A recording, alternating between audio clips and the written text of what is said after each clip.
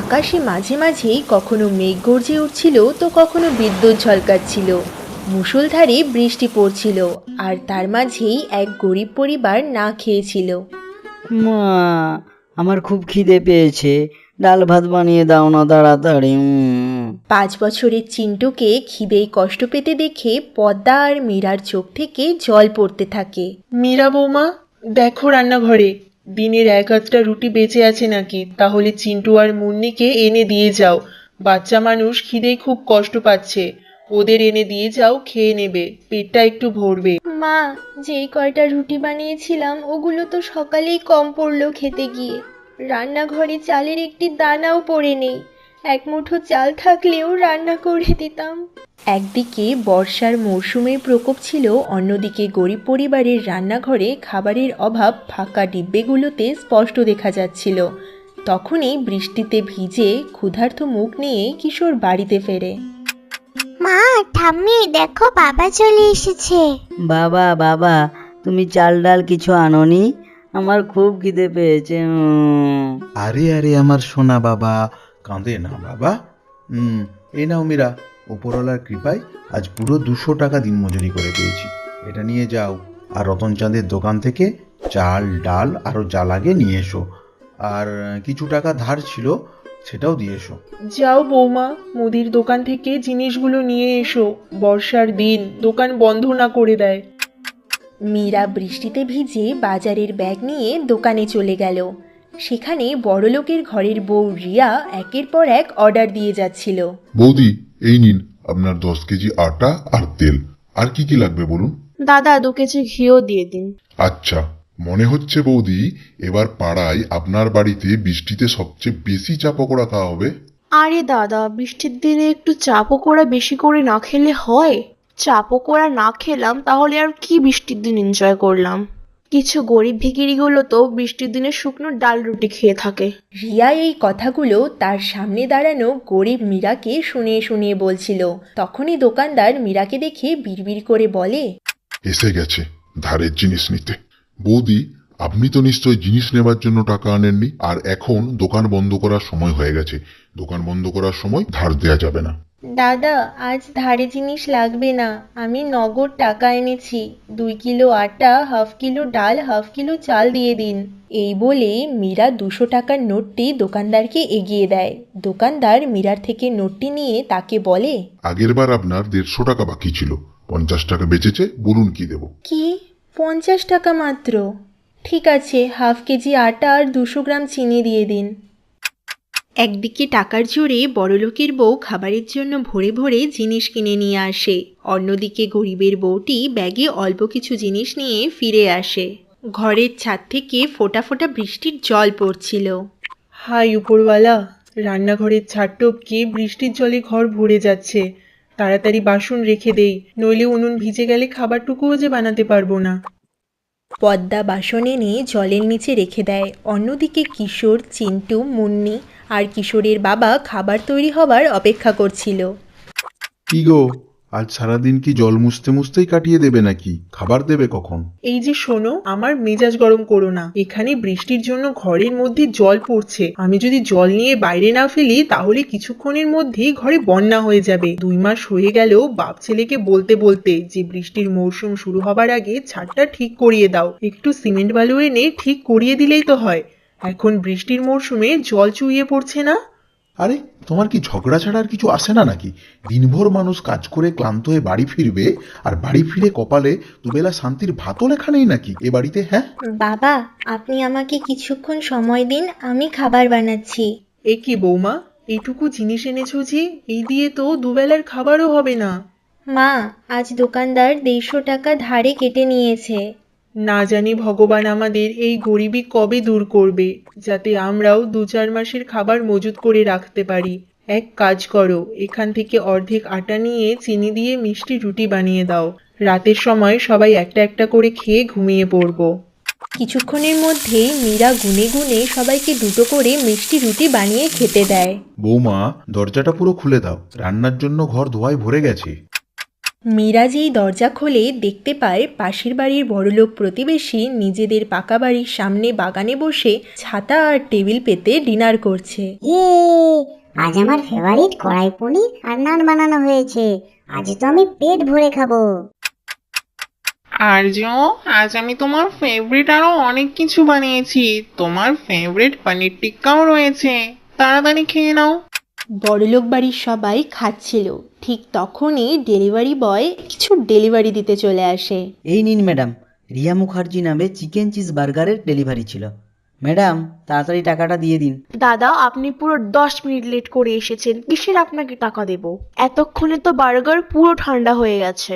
Madam, এমনটা করবেন না। আপনি টাকা না দিলে মালিক আমার স্যালারি থেকে কেটে নেবে। এই বৃষ্টিতে ভিজে ডেলিভারির কাজ করছি, বাড়িতে বউ বাচ্চা আছে। ডেলিভারি বয়কে এইভাবে বলতে শুনে গরিব পরিবারের বউ মীরা বলে, হে ভগবান, এরা কেমন মানুষ!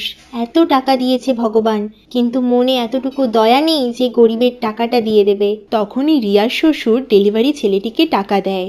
বাবা, কত টাকা হয়েছে বলো? এই নাও 3000 টাকা। থ্যাংক ইউ কাকু, ভগবান আপনার মঙ্গল করুক। বার্গার দিয়ে ছেলেটি চলে যায়। তখনই তনিমা ঝগড়া করতে শুরু করে। আরে, তোমার ওই ছেলেটিকে 3000 টাকা দিয়ে আর কি হলো? হ্যাঁ, বার্গার তো শুধু 2000 টাকা ছিল। আরে তনিমা, কখনো তো গরিব মানুষের জন্য মনটা বড় রাখো। ভগবানের দয়ায় আমাদের সবকিছু আছে।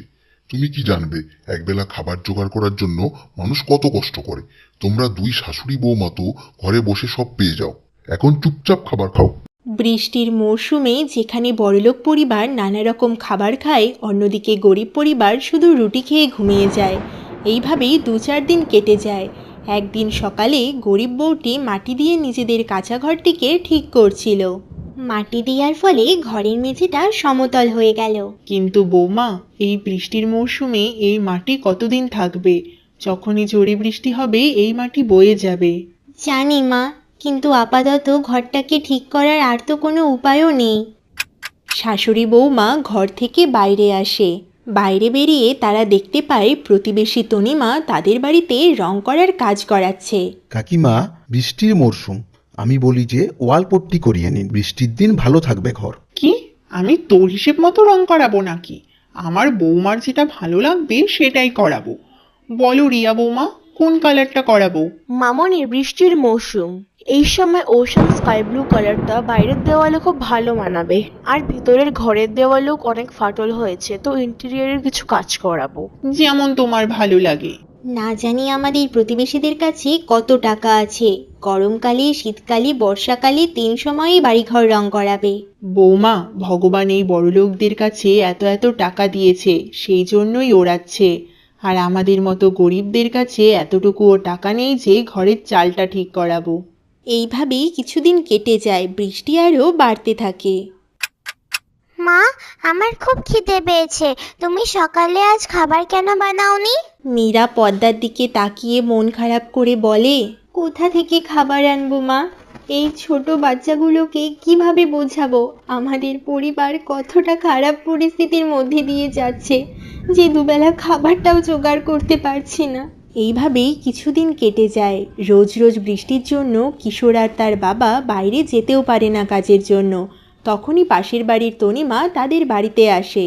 মীরা, বলছি যে আমাদের কাজের মেয়েটা আসেনি, তুমি কি আমার বাড়িতে রান্না করে দেবে? আমি মাসে 3000 টাকা করে দেব। হ্যাঁ কাকিমা, আমি অবশ্যই করব। আমাদের অবস্থা এখন ভালো যাচ্ছে না, আমি অবশ্যই করব। ঠিক আছে ঠিক আছে, পরিষ্কার করে স্নান করে আসবে।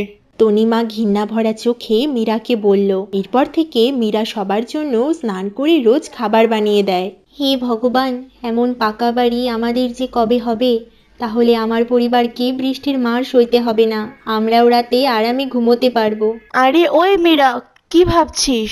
বাড়ি দেখা হয়ে গেলে কাজ কর এবার। না দিদি, কিছু না, বলো কি রান্না করব? ফ্রিজে দুধ আছে, চা বানা, সাথে সিঙ্গারা, পকোড়া আর চিকেন টিক্কা বানা। আমরা চায়ের সাথে স্ন্যাক্স খাই। আচ্ছা দিদি। এইভাবেই গরিব বউ বড়লোকের বাড়িতে সবাইকে নানা ধরনের খাবার বানিয়ে খাওয়া। কিছুদিনের মধ্যেই কিশোরের চাকরি হয়ে যায় একটি আনাজের গোদামে। মীরা, তোমাকে এখন আর ওনাদের বাড়িতে কাজ করতে হবে না। আমার চাকরি হয়ে গেছে, মাসে 12,000 টাকা বেতন। আমাদের পরিবারের খরচা সহজেই হয়ে যাবে, আর এই মাসের মধ্যেই আমি বাড়ির চালটাও ঠিক করিয়ে নেব। কিছুদিনের মধ্যে অগ্রিম টাকা নিয়ে কিশোর তাদের চাল ঠিক করিয়ে নেয়। আর এইদিকে একটানা বৃষ্টির ফলে রিয়াদের ঘরের দেওয়ালেও ফাটল ধরতে শুরু করে। আরে রিয়া, এটা তুমি কি ইন্টেরিয়ারের কাজ করেছো? হ্যাঁ, এত লাখ টাকা লাগলো আর 1 মাসের মধ্যেই ফাটল ধরে গেছে। আরে মামনি, আমি কিভাবে বুঝবো লোকটা অর্ধেক কাজ করে চলে যাবে? তখনই হঠাৎ ঘূর্ণিঝড় শুরু হয়, যার কারণে তাদের ঘর গোড়া থেকে হেলতে শুরু করে। মা, মনে হয় ভূমিকম্প হচ্ছে, ভয় লাগছে আমার। ভয় পাস না মাম্মা, আমি আছি তো। রাহুল, কিছু করো। মনে হচ্ছে ঘর ভেঙে পড়বে, তাড়াতাড়ি বের হও। যেই তারা বাইরে আসে অমনি তাদের চোখের সামনে তাদের 2 তলা পাকা বাড়ি তাসের ঘরের মতো ভেঙে পড়ে, আর সবাই বৃষ্টিতে ভিজতে থাকে। হাচ্ছি, পাপা, আমার খুব ঠান্ডা লাগছে। বৃষ্টিতে দাঁড়িয়ে থাকলে আমাদের ঠান্ডা লেগে যাবে, চলো আমাদের পাশের বাড়িতে যাই। কাকিমা, দরজা খুলুন, আমরা বিপদে পড়েছি। মীরা দরজা খুলে দেখে তাদের প্রতিবেশীর পুরো পরিবার বৃষ্টিতে ভিজে যাচ্ছে। আরে দিদি, আপনারা এখানে এত রাতে? কাকিমা, আমাদের ঘর ভেঙে গেছে, এত রাতে কোথায় যাব বুঝতে পারছি না, তাই এখানে এলাম। বাইরে ঝড় বৃষ্টি হচ্ছে। আরে রিয়া বৌমা, চিন্তা করো না, বিপদের সময় একজন প্রতিবেশী তো প্রতিবেশীর সাহায্য করবে। আমাদের ক্ষমা করে দাও বোন, অনেক বাজে কথা বলেছি। ওসব পুরনো কথা ছাড়ো, আসো ভেতরে আসো। মীরা বৌমা, ওনাদের জন্য বিছানা করে দাও। আমাদের ক্ষমা করে দাও, আমরা বুঝতে পেরেছি খিদে পেলেই শুকনো রুটিও অমৃত লাগে, আর টাকা থাকলেও সব সময় সময় মতো সব জিনিস পাওয়া যায় না। জীবনে কখন কাকে দরকার পড়বে কেউ বলতে পারে না, তাই কারোর সাথে বাজে ব্যবহার করা উচিত না। যা হয়েছে ভুলে যাও দিদি।